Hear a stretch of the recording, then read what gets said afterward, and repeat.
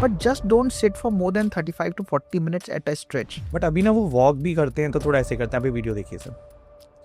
तो आप सर देख रहे होंगे कि ना वो थोड़ा टिल्ट करके आगे की तरफ वॉक करते हैं, और ये जब मैच में भी आते हैं तो भी ऐसे करते हैं। वॉशरूम में भी बहुत लोग फ़ोन लेके बैठे रहते हैं। देयर वाज अ टाइम जब इंडियन वॉशरूम्स यूज़ होते थे, अब तो हर जगह वेस्टर्न हो गए, तो काफ़ी डॉक्टर्स उसको भी मना करते हैं। तो ऐसा क्यों सर कि बहुत लंबे समय तक फ़ोन मत चलाओ बैठे बैठे? हमें बेड पे टीवी देखना ही नहीं चाहिए। तो our spine needs a support, it needs to stay in its own alignment. Pains होते हैं हमारे बॉडी में, बैक में हो रहा है, स्पाइन में हो रहा है, कहीं भी हो रहा है, तो उसके लिए जो हम पेन किलर ले रहे हैं वो सही है कि नहीं है? हेलो डॉक्टर अपूर्व सर, स्वागत है आपका टॉक विद मानवेंद्र के इस पॉडकास्ट में। सर आप इंडिया के जाने माने स्पाइन सर्जन हैं, और आज की डेट में ये जो प्रॉब्लम है ना, ये बहुत ही कॉमन हो चुकी है, क्योंकि आफ्टर कोविड धीरे धीरे वर्क फ्रॉम होम का कल्चर आया और बहुत ज़्यादा जो डेस्क जॉब होने लगी ना, उसकी वजह से स्पाइन में लोगों को बहुत प्रॉब्लम आती है। तो सबसे पहले सर मुझे आपसे जानना है कि जो स्पाइन का स्ट्रक्चर है हमारा, थोड़ा सा इसको डिकोड करिए हमारे लिए, क्योंकि एज ए नॉर्मल जनता हम लोग तो समझते हैं कि पीछे, बट एज ए डॉक्टर आप थोड़ा सा इसको डिकोड करिए कि कैसे वर्क करता है, कैसे चीज़ें होती हैं, कैसे स्पाइन कॉर्ड हमारे बॉडी में रहता है। या बिल्कुल। So spine is a stack of bones, मतलब मन का बोलते हैं हिंदी में। ठीक है सर। एक के ऊपर एक हड्डी रखी हुई है, जो हम मेडिकल टर्म्स में वर्टिब्रल कॉलम बोलते हैं। तो एक के ऊपर एक वर्टिब्रा है, जैसे कि सर्वाइकल सबसे ऊपर, उसके नीचे थोरैसिक आता है, फिर लंबार आता है, फिर सेक्रल आता है। So as there are 33 bones, जिनके बीच में रबर लाइक डिस्क्स होते हैं, दे लाइक शॉक एब्जॉर्बर्स। जैसे हम गाड़ी चला रहे होते हैं, सो जर्क्स आते हैं, हमारी गाड़ी कुछ खास नहीं प्रॉब्लम आती है, बिकॉज वहाँ पे शॉक एब्जॉर्बर्स होते हैं। Similar function is done by those discs for our vertebra. लेकिन कभी कभी गाड़ी में प्रॉब्लम आ जाती है जब वो शॉक एब्जॉर्बर्स अच्छा काम नहीं कर रहे होते हैं। Such is our spine. अगर हमारी डिस्क में इशू है, या हमारी वो बोन्स वीक हो गई हैं, हमारी गाड़ी या हमारी स्पाइन पुरानी हो गई है, so it does lead to problems, specially like vertebral fractures elderly people, जहाँ पे एजिंग के चलते बोन्स वीक होती हैं, ऑस्टियोपोरोसिस बोलते हैं। So coming back the same point, कहने का मतलब स्पाइन इज स्ट्रक्चर जहाँ पे बोन्स हैं, बोन्स के बीच में डिस्क हैं, जिसके जस्ट पीछे स्पाइन, जो नसें हैं वो जा रही होती हैं ऊपर से लेकर नीचे तक, जो कि हमारे हाथ पैर चला रही होती हैं, सब कुछ यूरिन का मोशन सब कुछ वहीं से कंट्रोल हो रहा होता है। सर लेकिन आजकल ऐसा क्यों आप देख रहे हैं कि पहले के ज़माने में ना इतने केसेस नहीं होते थे ये स्पाइन पेन के या ये प्रॉब्लम्स जो हो रही है, बट अभी ज़्यादा हो रहा है? तो व्हाई डू यू थिंक कि ये क्या लाइफस्टाइल में चेंज है, क्या ऐसे कारण है जिसकी वजह से हो रहा है? सो इसका प्रॉब्लम ना हमारे लाइफस्टाइल की वजह से है। As you just mention in the beginning कि डेस्क जॉब बहुत बढ़ गई है, the life is much more sedentary as compare to earlier lifestyle. जी सर। जब पीपल ज़्यादा एक्टिव होते थे, अपना बहुत ज़्यादा काम करते थे, फिजिकल एक्टिविटीज़ ज़्यादा थी। अभी चाहे मैं एज अ डॉक्टर हूँ, चाहे एनीवन एल्स, चाहे बैंकर्स हैं, for that matter most of the profession they involve a lot of sitting. तो एक सिटिंग एक ही प्रॉब्लम है which is leading to issues like back pain, like sciatica, like slip disc. That's why it is casually called as smoking is the new sitting. तो होता क्या है, बैठने के चलते ना वहाँ डिस्क में प्रेशर बढ़ने लगता है। So that is why it is recommended in literature कि 35 मिनट से ज़्यादा एक बार में बैठना ही नहीं चाहिए। सो ऐसा भी नहीं कि भाई 35 मिनट से ज़्यादा मतलब बैठना नहीं है तो काम कैसे होगा। So what I just mean to say is, what books mean to say is कि भाई 35 मिनट्स बैठना है, 5 minutes just roam around, और अगर इतना इंपॉर्टेंट है stand up and do your work, but just don't sit for more than 35 to 40 minutes at a stretch. So 35 minutes of sitting, 5 minutes of just doing anything else other than sitting, चाहे वो लेटना हो, चाहे वो खड़े होना हो, चाहे वो इधर उधर घूमना हो। So yeah, that sedentary lifestyle is the reason, is the most common and the most important reason for back pain becoming a very common cause of health these days. Sir एक वीडियो अभी मैं आपको दिखाऊंगा, थोड़ा इसको देखिए, फिर मैं आपसे जानना चाहूँगा। WWE के हमारे बचपन के हम सभी के एक बहुत ही फेवरेट रेसलर हैं जॉन सीना, बट अभी ना वो वॉक भी करते हैं तो थोड़ा ऐसे करते हैं। अभी वीडियो देखिए सर। तो आप सर देख रहे होंगे कि ना वो थोड़ा टिल्ट करके आगे की तरफ वॉक करते हैं, और ये जब मैच में भी आते हैं तो भी ऐसे करते हैं। तो आई थिंक हेरिटेड डिस्क करके इन्होंने कोई प्रॉब्लम बताई थी, और स्पाइन में भी कुछ इशू है इनको। तो क्या कारण रहा होगा सर? क्या ये इनकी ट्रेनिंग की वजह से हुआ या मैचेस की वजह से हुआ है? क्या मेजर रीज़न रहा होगा जिसकी वजह से ऐसा हुआ? So yes, it can happen due to aging process, or it can also happen because of lifting anything heavy. So wrestlers per se, it's a profession which involves a lot of heavy labor work. तो उसमें ऐसे होने के तो chances बहुत high है। I mean it can lead to slip disc, spondylolisthesis हो सकता है, जिसमें कि क्या होता है कि हड्डी दूसरी हड्डी के ऊपर थोड़ी सी स्लिप हो जाती है। तो that is very classical of how he is walking. In medical terms it's called shopping cart sign. Okay. तो जैसे हम शॉपिंग कार्ट पे हम थोड़ा सा ऐसे बेंड होके चलते हैं ना, so that's why it's called shopping cart sign in medical terms. Because उस प्रोसेस में जब हम थोड़ा सा बेंड होते हैं ना, वो किसी भी पेशेंट को, किसी भी आदमी को पता नहीं होता कि मैं ऐसे करूंगा, मैं इस साइन में जाऊंगा तो मुझे आराम मिलेगा. It's a natural tendency of the body to go in that posture कि नसों को वहां पे पीछे स्पेस मिले रिलीव होने के लिए, थोड़ा एक्स्ट्रा स्पेस मिल जाता है when one with this problem bends a little forward. So ये बॉडी का अपना नेचुरल मैकेनिज्म होता है to give the body some relief from the pain of a disc or a spondylolisthesis. तो most likely that is this. Sir steroids भी कारण हो सकते हैं, क्योंकि जो रेसलर्स होते हैं ये लोग तो काफ़ी डोज में स्टेरॉइड्स लेते हैं, तो No, steroids will not cause a disc problem. Steroids के चलते bones weak हो सकती हैं. Steroids के चलते there can be osteoporosis, there can be osteoporotic fractures. But as such, if you ask me कि क्या slip disc steroids की वजह से होता है, तो I think I won't agree with that. Slip disc की मतलब steroids की वजह से slip disc तो नहीं हो सकता. सर जैसे ना चलने को लेके भी मैं एक इंटरव्यू देख रहा था एक डॉक्टर का, तो उन्होंने बोला कि पोस्चर करेक्ट करके बैठना, पोस्चर करेक्ट करके चलना बहुत ज़रूरी है. तो सर एज ए डॉक्टर ये बताइए कि क्यों ये बोला जाता है, ऐसे क्यों रिकमेंड किया जाता है डॉक्टर्स के द्वारा कि ये बहुत हेल्प करता है आपको बॉडी को, स्पेशली हमारी जो स्पाइन है उसको सही रखने में. एब्सोल्युटली. पॉस्चर एक्सरसाइज यही बेसिक चीज़ है जो कि हमारी स्पाइन को हेल्दी रख सकते हैं. अगर हम पॉस्चर्स का ध्यान रख रहे हैं, हम रेगुलर एक्सरसाइज करें, मोस्ट लाइकली आपको मेरी या किसी स्पाइन सर्जन की या हॉस्पिटल की ज़रूरत ही नहीं पड़ेगी. What I mean by that is कि जब भी हम आगे झुकते हैं, ये मेरा मैं ओपीडी में ये very common, almost with every second patient यही सवाल होता है कि क्या हम आगे झुक सकते हैं. तो मैं सबको यही बोलता हूँ, हमें जब भी झुकना है ना, हमें घुटनों को मोड़ के झुकना चाहिए, हमें कभी भी आगे नहीं झुकना चाहिए by bending our spine. The simple reason is, जो लोग फिजिक्स बैकग्राउंड से होंगे they will correlate with this very well, कि जब भी हम आगे बेंड होते हैं ना, तो वो जो हमारा लिवर आर्म होता है वो आगे मूव करता है, एंड द बॉडी का मतलब हमारी back muscles they have to put more strain, they have to put more force to lift that up, because वो लिवर आर्म हमारा इंक्रीज हो रहा है, the centre of gravity is moving forwards. तो on the other hand अगर हम घुटने मोड़ के झुकते हैं, the centre of gravity is very well near to us, near to our own muscles, जिसके चलते हमें ऐसा जो है बहुत ज़्यादा फोर्स मसल्स के द्वारा लगाने की ज़रूरत नहीं होती है. So that is one thing regarding the back. Second thing, अगर हम नेक की बात करें, तो जब कभी भी हम यूज़ मोबाइल फोन्स, तो हमें कभी भी मोबाइल को ऐसे करके यूज़ नहीं करना चाहिए. You should always keep the mobile phone straight in front of our eyes and then work on it. उसका रीज़न अगेन बीइंग कि थ्योरेटिकली जब भी हम नेक बेंड करते हैं, 5 times more फोर्स अप्लाई होता है हमारी नेक पे, which leads to early disc problems, early cervical spondylosis issues. तो यस, पॉस्चर्स का एक बहुत इंपॉर्टेंट रोल है इस बात में कि हमारी स्पाइन कितनी हेल्दी या अनहेल्दी रहेगी हमारे साथ. सर इसी पे मुझे एक और चीज़ अभी आपसे पूछनी है कि वॉशरूम में भी बहुत लोग फ़ोन लेके बैठे रहते हैं. देयर वाज अ टाइम जब इंडियन वॉशरूम्स यूज़ होते थे, अब तो हर जगह वेस्टर्न हो गए, तो काफ़ी डॉक्टर्स उसको भी मना करते हैं. तो ऐसा क्यों सर कि बहुत लंबे समय तक फ़ोन मत चलाओ बैठे बैठे, या इस तरीके की चीज़ें? हाँ, सो वॉशरूम में अगर आप पॉस्चर्स को देखिए, so no one is really sitting up straight and defecating, तो ऐसा तो नहीं है. सो अगर हम बहुत लंबे time, we are usually bending a bit forwards and doing the thing, तो उसमें वही सेम बात है कि you will be spending more time, unnecessary का टाइम वॉशरूम में जाएगा, which is I mean not very healthy time पास.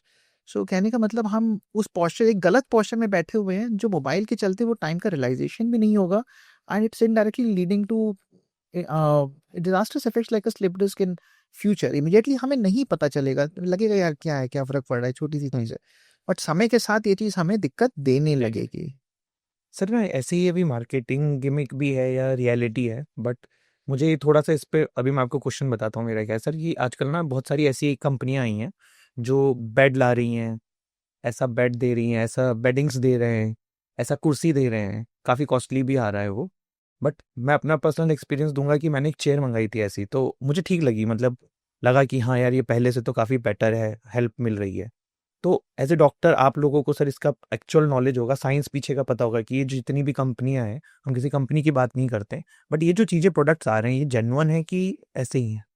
या सो अगर हम इसकी बात करें, so see they are all focused towards ergonomics. Hmm. A chair which is providing a back support, especially if it's giving us a lumbar curvature, if it's providing some head support, if it is of the height कि हमारे knees और hips 90 degrees पे बने रहें, हमारे foot ज़मीन पे flat ऐसे रेस्ट कर सकें. Any chair which is providing these simple things is good, उसमें कोई भी डाउट नहीं है. एंड बट सर्टेनली बहुत comfy chairs like बहुत comfy sofas या things like that I won't really recommend. ऐसा बिल्कुल भी नहीं है. सिंपल सा कॉन्सेप्ट है कि बैक हमारी स्ट्रेट रहे, बैक के लंबार कर्वेचर जो हमारे कमर का स्पाइन का नीचे की ओर कर्वेचर होता है उसको सपोर्ट करने के लिए पीछे एक सपोर्ट मिले. हमारी हिप और नी 90 डिग्रीज पे हो, फुट हमारा रेस्ट करे जमीन पर, आर्म्स के लिए हमें एक रेस्ट मिले. That's all the basic need is, which of course certain companies are providing, which is very healthy and it is good for everyone. Recommended. Sir ये जो पिलो का भी कॉन्सेप्ट आया है, तो पहले तो मैं आपसे जानना चाहूंगा कि कोई कंपनी की बात नहीं है, नॉर्मल पिलोज में भी जैसे हमने घर में सुना है, मम्मी बोलती हैं कि ज़्यादा मोटी तकिया मत लगा के यूज़ करो, या पहले भी घर में ऐसे ही बोला जाता था. बट आजकल क्या है कि हर आदमी टीवी देख के टाइम पे पिलो यूज़ कर रहा है, तो थोड़ी हाई मसलन भी हम लोग यूज़ कर लेते हैं, यूं भी कर लेते हैं. तो आपके हिसाब से बेस्ट पिलो क्या है जो हमें यूज़ करनी चाहिए? Yeah. So that's a very good question and question में ही certain points हैं. थिंग इज कि पिलो यूज़ कर सकते हैं. बहुत से लोगों को लगता है कि यार पिलो यूज़ ही नहीं करना है हमें, but that's not the case. So pillow ऐसा होना चाहिए कि which is actually see the whole concept is कि स्पाइन स्ट्रेट रहनी चाहिए. ठीक है. सो पिलो ऐसा होना चाहिए which is thin in the centre and thick on the sides. कहने का मतलब कि जब हम करवट लेके लेट रहे हैं तो because we have to get this space occupied ताकि हमारी गर्दन ऐसे ना जाए, तो that thicker part of the pillow on the sides will provide that support to us जब हम करवट लेके लेट रहे हैं. For that reason only like memory foam pillows हैं या फिर जैसे many companies are there which have come out with the cervical pillows. Those again are really good because they are following this point जो मैंने अभी बोला. So इसलिए वो मोटा pillow is not healthy because हमारी गर्दन को ऐसे मोड़ेगा, because it will provide a bigger support in the back.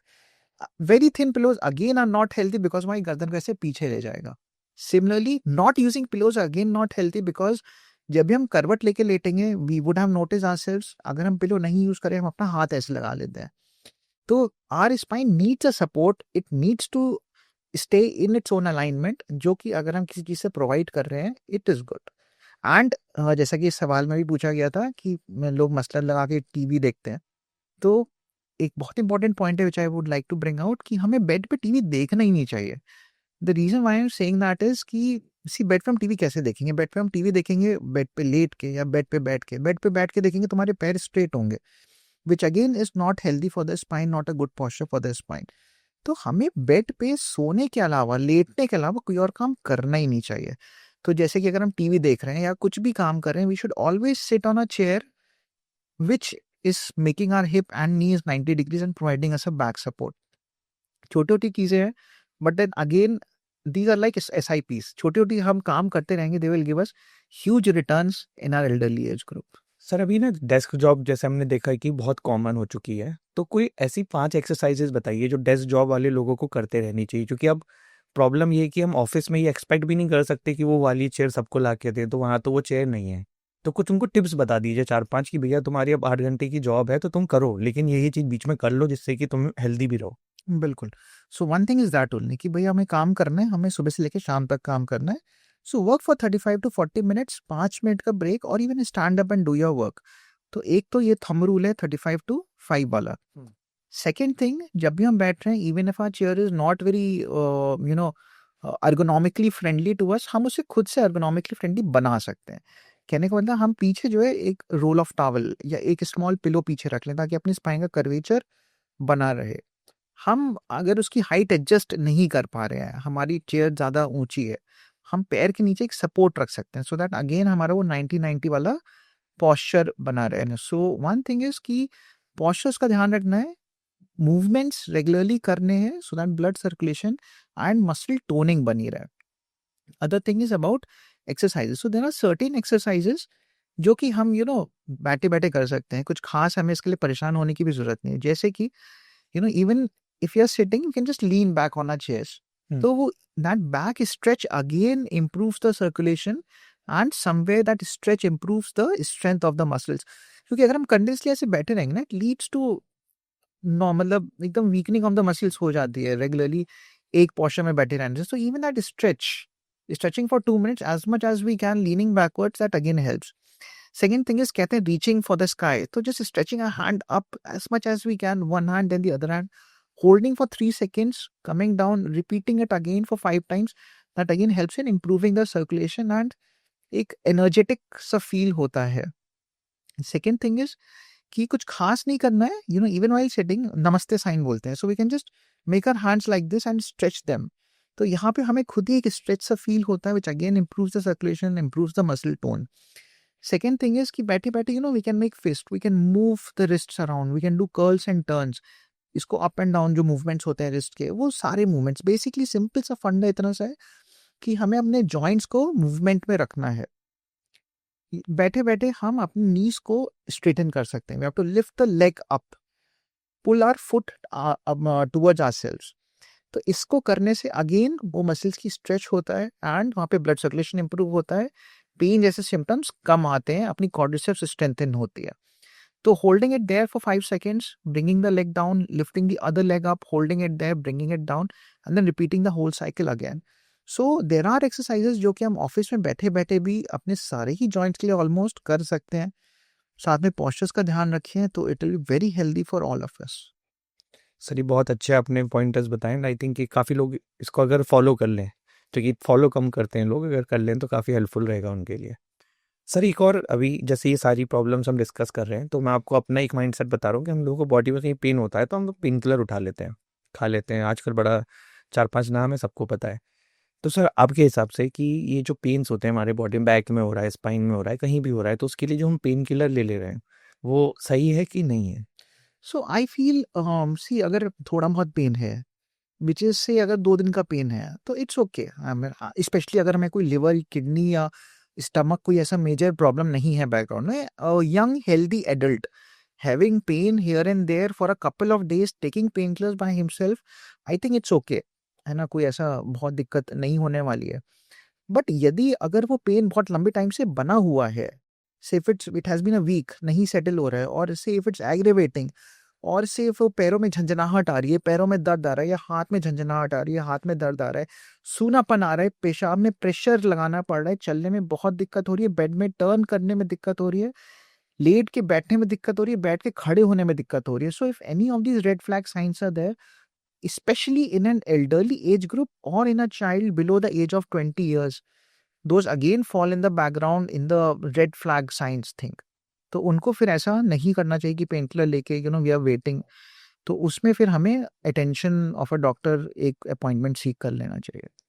Sir बहुत लोग ना क्रोनिक मसल पेन से भी बहुत ग्रसित रहते हैं, बहुत वो प्रॉब्लम फेस करते हैं, तो उसका क्या सॉल्यूशन है सर? सो जो क्रॉनिक पेन्स है उसमें first of all we have to look into कि वो क्रॉनिक पेन हो क्यों रहा है. It can be due to a muscular pain कि भाई मसल्स की डिटोनिंग हो रखी है, एक्सरसाइज नहीं हो रही है. It can be due to ageing process कि भाई जॉइंट्स में आर्थराइटिस है जिसका प्रॉपर्ली केयर नहीं हो पा रहा है, फिजियो नहीं हो रही, एक्सरसाइज नहीं हो रही है. It can be due to some sort of arthritis as like I mean rheumatoid arthritis है, इन्फ्लेमेटरी स्पॉन्डाइलोपैथी. तो बहुत सारे रीजंस हो सकते हैं. कहने का मतलब इतना सा है कि first we need to look into the cause of that chronic pain and then treat it accordingly. तो अगर क्रॉनिक पेन है तो वेरी क्लियरली सेइंग कि दैट नीड्स एन एवेल्युएशन. तो उसमें पहले देखना है कि हो क्यों रहा है, and then we have to go about the treatment for the same, which will depend कि कॉज क्या है. ओके, मतलब पहले आप उसको जांचिए, परखिए कि क्या प्रॉब्लम है, किस हाँ कॉज से हो रहा है. बिल्कुल. अगर इतने लंबे टाइम से पेन है तो आई मीन ऐसा पेन किलर तो नहीं दे सकते. ऑफ कोर्स फॉर 2-3 दिन बिल्कुल दे सकते हैं, but pain killer is not something which is a solution for long. Sir बहुत लोग ना जब नेक में पेन होता है तो सर्वाइकल कॉलर का यूज़ करते हैं, तो थोड़ा ये बताइए सर वो कैसे हेल्प करता है कि आपका जो गले का थोड़ा मोच, हम लोग बोलते हैं मोच आ गई है, कि ये भी एक टर्म बहुत यूज़ करते हैं, तो वो कैसे सही करता है सर, और वो हेल्पफुल है नहीं है, थोड़ा बताइए. Yeah, so I often see this in my OPD also कि लोग cervical collars लगा के आ रहे हैं. In my opinion, it is needed in very few cases. अभी नेक में पेन है, cervical collar का कोई काम नहीं है.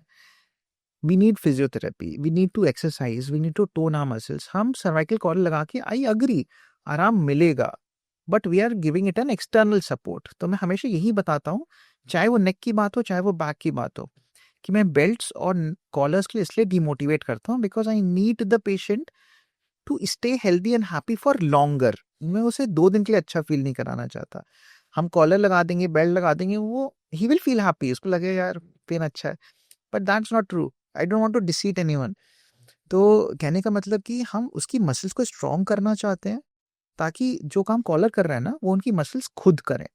सो collar is needed for cases like say disc herniation, जहाँ पे it is a moderate case जहाँ पे हम ऑपरेट भी नहीं करना चाह रहे हैं, मतलब उतने ऑपरेशन की ज़रूरत नहीं है, तो वहाँ पे आप लिमिटेड पीरियड के लिए कॉलर पहन सकते हैं। जहाँ पे हम चाह रहे हैं कि थोड़ा सा इमोबिलाइजेशन हो जाए, गर्दन का मूवमेंट कम हो। और say someone has suffered a spine injury, उसका ऑपरेशन हुआ है, we want to give it an external support till the time the bone heals, वहाँ पे बोनी हीलिंग हो जाए, जो हमने फिक्सेशन किया है वहाँ पे बोनी फ्यूजन हो जाए। तो again to buy time to provide external support to the fixation to the surgery that we have done, उस केस में कॉलर लगा सकते हैं। तो collar is something which is not a thing which is to be used by everyone, but to be used only in certain cases, ताकि उसके लिए एक मतलब प्रॉपर तरीके से उसका यूज मिल सके, rather than unnecessarily causing us harm to us. लोग सेल्फ प्रिस्क्राइब करके खुद ही लगा ले रहे हैं हाँ, आजकल। तो उसका कोई मतलब नहीं है। आई मीन आप खुद की मसल को स्ट्रॉन्ग करिए, अननेसेसरली बस रिलीफ पाने के लिए उसको लगाने का कोई मतलब नहीं है। सर बहुत लोगों को ना नेक में हम्प का भी इशू आ जाता है, पीछे हम्प हो जाता है, वो क्यों होता है sir? So that again is postural, okay. क्योंकि अगेन दैट से mobile and laptops and books and everything comes into picture. हम जब भी कुछ कर रहे होते हैं हम ऐसे आगे झुक के ही कर रहे होते हैं, सो वो अपने आप समय के साथ ऐसे होने लगता है। दैट इज वाई दैट चिन टक exercise is very well recommended for this. उसमें हम कुछ नहीं करते हैं, उसमें हम बस इतना सा करते हैं कि we sit and we take a chin back. So that simple motion is called chin tuck exercises, aiming towards the correction of this hump. तो अगर हम ये रेगुलरली करें even before the hump develops, तो ये बहुत अच्छा होगा ताकि ऐसी प्रॉब्लम कभी आए ही ना। सर ये एक्सरसाइज सिखाइए ना, समझ में नहीं आया। तो चिन टक बोलते हैं, as in you're just sitting straight और even standing straight, anything is fine, and just taking your chin back. Okay, like this. Perfect, perfect. So we are not taking it up or anything, just okay, taking it जब back. We need to Yeah, work behind. yeah. So we're just taking our chin back, the whole head back. So अगर किसी को वो सब हम का दिक्कत है ना, तो उनके लिए ये बेस्ट है। And even better than that is कि हम लोग पहले से ही करें ताकि ये सब चीजें आए ही ना। सर एक और चीज़ है, जैसे ना लोग बोलते हैं कि ठीक है सारी चीज़ें हैं लेकिन हर चीज़ में बेस बहुत इंपॉर्टेंट है। तो मैंने एक प्रॉब्लम हमारे देश में देखी है कि लोग ना शूज़ के मामले में वो पैसा बचाते हैं। मतलब ज़्यादातर लोग आप देखिए कि शूज़ में सोचते हैं कि अरे पहनना ही तो है, रनिंग कर रहे हैं कोई से भी शूज़ में कर ले रहे हैं। बट मैं अभी एक आर्टिकल पढ़ रहा था हेल्थ वाला, तो उसमें बोला गया था कि शूज़ जो है ना हमारे सबसे इंपॉर्टेंट पार्ट होते हैं बॉडी के। अगर आप रनिंग करने जा रहे हो या कहीं भी जा रहे हो तो आपके शूज़ बहुत अच्छे होने चाहिए, जो उसके लिए मतलब अच्छा ही, नॉट जस्ट इन कॉस्टली वाला वे, अच्छे मतलब वो बॉडी के अडेप्ट करने वाले होने चाहिए, बॉडी को हेल्प करने वाले होने चाहिए। तो ऐसे डॉक्टर आप बताइए सर कि ये बात कितनी सही है? So I would say specially it is true for people जिनको अगर कुछ प्रॉब्लम है। डेफिनेटली सबको कंफर्टेबल शूज पहनने चाहिए, but then see there are things called plantar fasciitis, जिनमें कि ये जो पाँव होता है उसमें एक शीत होती है, प्लांटर फेशिया बोलते हैं, उसमें इन्फ्लेमेशन हो जाती है, सूजन हो जाती है। तो specially for those people though soft sole shoes are specially recommended, क्योंकि उससे आराम मिलता है, वहाँ पे ऑफलोडिंग होती है थोड़ी सी। कहने का मतलब कि even there are labs in our own city as well, हुँ। जहाँ पे वो एकदम प्रेशर पॉइंट्स मेजर करके कस्टम मेड सोल्स बनाते हैं जो कि शूज में फिट कर दिए जाते हैं। हुँ। तो आई मीन बहुत ऐसे इट इज डिपेंडेंट की प्रॉब्लम क्या है। सी इवन अगर बहुत से लोगों को फ्लैट फुट होता है, आपने सुना होगा, तो उस उनके लिए आर्चेस बन जाती हैं। So custom made shoes are there which is meant for people who have any sort of specific foot problem, उनके हिसाब से those kind of soles can be made, and that really really helps to them. उसके अलावा yes definitely हमें comfortable shoes पहनने चाहिए, because shoes is one thing जो कि हम से अपने आदि जीवन में तो पहन ही रहे हैं 8 to 10 hours इन ऑफिस, उसके बाद हम अगर घर आ रहे हैं या कहीं even for that matter market जा रहे हैं, again we are wearing the same shoes. So shoes is one thing जो कंफर्टेबल डेफिनेटली होना चाहिए। एंड फॉर पेशेंट्स और नॉट इवन पेशेंट, जिनको अगर फुट की कोई भी थोड़ी सी भी समस्या है, उनके लिए तो such things become really really important. Sir ना इंटीमेसी के दौरान भी बहुत लोगों को ये प्रॉब्लम्स आती है जिनको बैक इश्यूज होते हैं कि वो पोस्चर कौन सा यूज़ करें, क्योंकि इन द एंड बैक का बहुत रोल होता है, तो बहुत प्रॉब्लम आती है। तो उनके लिए क्या सजेशन रहेगा आपके लिए कि किस तरीके से वो अपने जो इंटीमेसी के जो उनका ड्यूरेशन है उसको अच्छा कर सकते हैं, जिससे कि ये सब कॉम्प्लिकेशंस उन्हें ना फेस करनी पड़े? सो स्पेशली फॉर पीपल जिनको अगर बैक की इश्यूज हैं, बैक पेन है, और फॉर दैट मैटर अगर स्लिप डिस्क जैसी कोई भी दिक्कत है, तो it should always be kept light, मतलब बहुत हमें स्ट्रेनस एक्टिविटीज ऑन बेड नहीं करने चाहिए, number 1। Number 2, such posture should be use जहाँ पे बैक को थोड़ा सपोर्ट मिल रहा हो। कहने का मतलब किसी जिनको जिस जिस पार्टनर को दिक्कत है, he can be lying on the bed and he can keep a towel और a small pillow below his back, beneath his back. तो उससे क्या होगा, बैक को भी एक सपोर्ट मिलेगा, जो कर्वेचर ऑफ द बैक है वो बना रहेगा। कहने का मतलब ये है किसी if the man is having a problem, so it can be a posture जहाँ पे the girl is over him, ठीक है। और अगर फीमेल को प्रॉब्लम है तो that it can be just the other way around. And such posture should be avoided जहाँ पे हिप बहुत ज़्यादा फ्लेक्स करना पड़ रहा है, और बैक को बहुत ज़्यादा बेंड करना पड़ रहा है, और फोर्सफुल थ्रस्ट्स यूज हो रहे हैं, मतलब बहुत फोर्सफुल नहीं करना चाहिए ऐसे लोगों में जहाँ पे अगर स्पाइन की प्रॉब्लम है, जहाँ पे बैक पेन की कंप्लेंट्स हैं। तो it should be kept light and in a posture where back is supported. Even for that matter, the side to side posture, even that is good because उसमें बहुत ज़्यादा thrust नहीं हो रहा होता है. Like both in the like if for example if both are looking towards the left or both are looking towards the right, so even that posture is good in such patients. तो basically sir मतलब मेरा आपसे ये question इसलिए भी आया कि एक मूवी है अभी गुड न्यूज़ आई थी, उसमें एक सीन दिखाया गया था कि अक्षय कुमार इस मतलब they're both trying to have intimate और उसमें उनको अचानक से ही हो जाता है। तो मूवी मुझे लगा कॉमेडी के लिए किया है, बट अभी जब आप आने वाले थे उससे पहले हम इस पे सर्च कर रहे थे तो लगा कि नहीं यार ये थोड़ा जेन्युइन प्रॉब्लम भी है। तो आपके पास भी बहुत सारे पेशेंट इस तरीके की क्वेरीज लेके आते होंगे sir. Yeah. I mean, unfortunately, for one of the patient happened on his first night itself. Okay. So it does happen. It is a very practical problem. And या तो उसमें अब it can happen any time of course, जिसमें अगर back pain का issue है उसमें it can they are more prone for it because obviously they are having an issue, वहाँ पे डिस्क ऑलरेडी डीजनरेटेड है, मसल्स ऑलरेडी थोड़ी सी वीक हैं, तो इसीलिए तो सर साइकोलॉजिकली इम्पैक्ट तो नहीं पड़ता है कि कहीं घबराहट आ जाती है या कॉन्फिडेंस कम हो जाता है जिस भी पार्टनर को ये चीज़ होती हो? नहीं, तो ये कोई परमानेंट तो है नहीं, इट इज़ नॉट समथिंग कि भाई ये जीवन भर के लिए है। तो there are many ways by which you can cure it. हल्का सा है तो फिजियो एंड सब मेडिकेशन, ज़्यादा है so there are modern surgical methods available. तो this is not something which is something permanent, ये लाइफ टाइम के लिए कुछ हो गया है, just for the time being, जिसमें the other partner should cooperate. Sir ना इसी पे मुझे एक और चीज़ याद आई कि जो एथलीट्स होते हैं हमारे जैसे क्रिकेटर्स हो गए या ये सब हो गए, तो इन लोगों को भी बहुत स्पाइनल प्रॉब्लम्स होती हैं, कभी कभी चोटें लगती रहती हैं। तो फिजियो का बहुत इंपॉर्टेंट रोल इन लोग, जो कि मतलब फिजियोथेरेपिस्ट हम ज़्यादातर क्रिकेट और इसमें ही सुनते थे, बट मुझे ऐसा लगता है कि फिजियो इज़ समथिंग जो हर इंसान को अपने लाइफ में अगर कभी ना कभी महसूस करनी चाहिए, अगर थोड़ा भी वो फिटनेस में है या चीज़ में है। थोड़ा सा इस पे बताइए आपकी फिजियोथेरेपी सिर्फ किसी को कोई प्रॉब्लम पे ही करनी चाहिए कि आप अपने मसल को रिलैक्स करने के लिए भी बीच बीच में सेशंस ले सकते हैं? सी फिजियोथेरेपी डेफिनेटली ले सकते हैं बीच बीच में, but then what I always feel कि see physio, let's get into the depth of it little bit. ठीक है। फिजियो होता क्या है? फिजियो इज समथिंग जो कि मशीनों से की जाती है। फिजियो इज समथिंग जो कि मैनुअली की जाती है, एक्सरसाइजेस कराई जाती हैं। अगर कोई ट्रिगर पॉइंट्स हैं, ट्रिगर पॉइंट्स रिलीज किए जाते हैं, मसल टोनिंग के लिए मसल्स को स्ट्रॉन्ग किया जाता है। So as far as you are asking कि नॉर्मल लोगों के लिए फिजियो करा सकते हैं डेफिनेटली, बट देन अदरवाइज अगर हम एक बहुत ही नॉर्मल तरीके से जेनरिक टर्म्स में बात करें, तो अगर ऐसे नॉर्मल लोग हमारे एक्सरसाइज करें तो उन्हें वैसे भी मतलब अगर रेगुलर एक्सरसाइज कर रहे हैं, मोस्ट लाइकली उन्हें फिजियोथेरेपी की जरूरत नहीं। शायद नहीं पड़ेगी, because they might not land up in a spinal problem. तो एक regular exercise can prevent you from physio as well. Sir ये एंडोस्कोपी क्या होता है स्पाइन के दौरान जब ये किया जाता है, तो कैसे होता है, क्या प्रोसेस होती है, थोड़ा बताइए sir. Yeah, so endoscopic spine surgery is something which is very latest and into right now.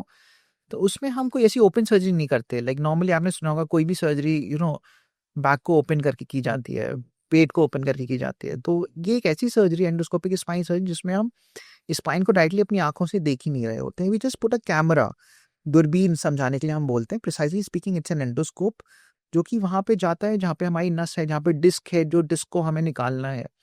And there is a monitor, screen होती है जिसपे वो पूरा टीवी सिस्टम कनेक्टेड होता है। तो वो इमेज हमारी इतने बड़े टीवी पे आ रही होती है, तो जो लोगों को डर लगता है ना, लोग बोलते हैं छोटी सी नसें हैं, कट जाएंगी, कुछ हो जाएगा। तो वो छोटी सी नसें इतनी सी जो माइक्रोस्कोपिक होती हैं, वो स्क्रीन पे हमें बहुत बड़ी दिख रही होती है। So your precision increases a lot.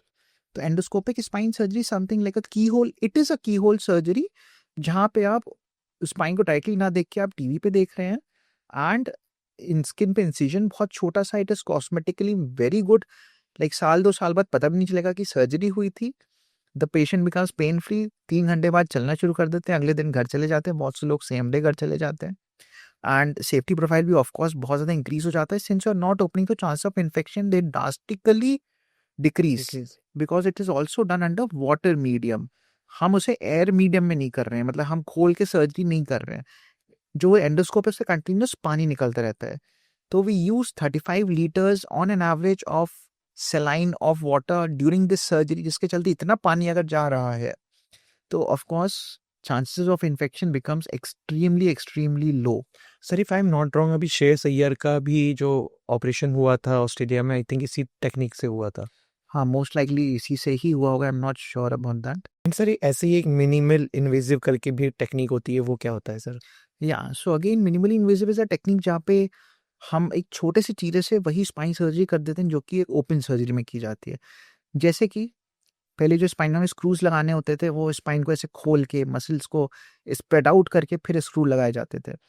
Now we have techniques available जहाँ पे हम बिना खोले ही स्पाइन में स्क्रूज लगा सकते हैं अंडर मशीन गाइडेंस। लाइक हमारे पास सियाम होता है, हमारे पास नेविगेशन होता है, तो उससे हम वायर्स के थ्रू स्पाइन में स्क्रूज लगा सकते हैं। स्पाइन ओपन ही नहीं हुई एंड वो स्क्रूज फिक्सेशन हो गया। द पर्पस ऑफ सर्जरी जो था वो हम बिना ओपन करे ही इस मिनिमली इन्वेसिव सर्जरी के द्वारा सेम रिजल्ट अकम्प्लिश कर सकते हैं। तो the benefits of being minimally invasive are blood loss कम होता है, पेशेंट को पेन कम होता है, अर्ली रिटर्न टू वर्क होता है, चांस ऑफ इन्फेक्शन डिक्रीज हो जाते हैं, एंड रिहैब बहुत अच्छा होता है। तो कहने का मतलब पेशेंट को ऐसा लगता है कि यार I mean he at the end of it he feels कि स्पाइन सर्जरी इतना बुरा भी नहीं है जितना लोगों से डर लगता है, या एक हवा बना हुआ है कि स्पाइन सर्जरी से कुछ हो जाता है।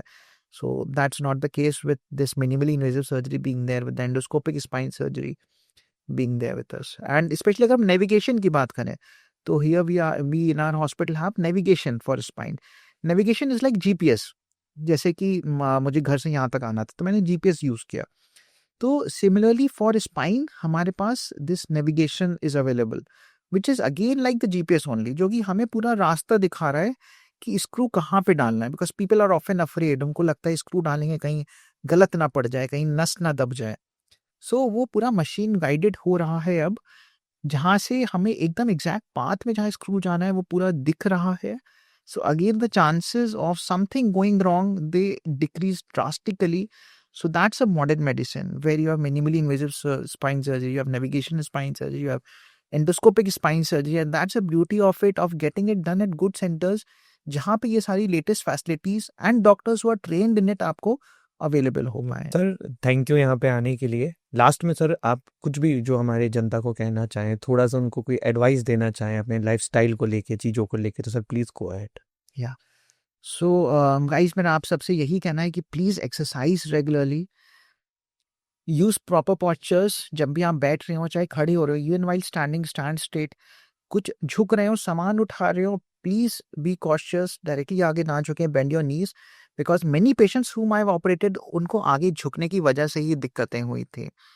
सो yes, the key being proper postures and regular exercises will keep you away from us. So take care, stay healthy. Sir एक चीज़ और मेरे दिमाग में रह गई कि कार में बैठने का सही पोस्चर क्या होता है?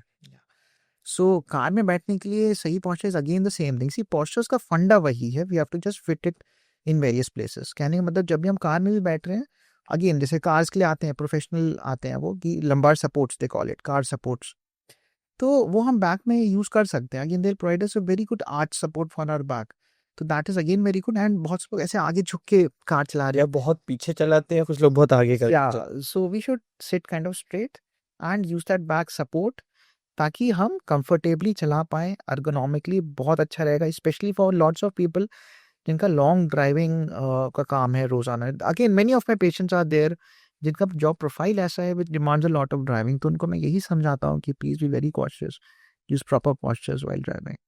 Thank you so much sir for coming here and it was very nice talking to you. बहुत अच्छी चीज़ें सीखने को मिली एंड आई होप जो भी पॉडकास्ट को देखेंगे काफ़ी बेनिफिट हो। My pleasure, thank you sir, thank you.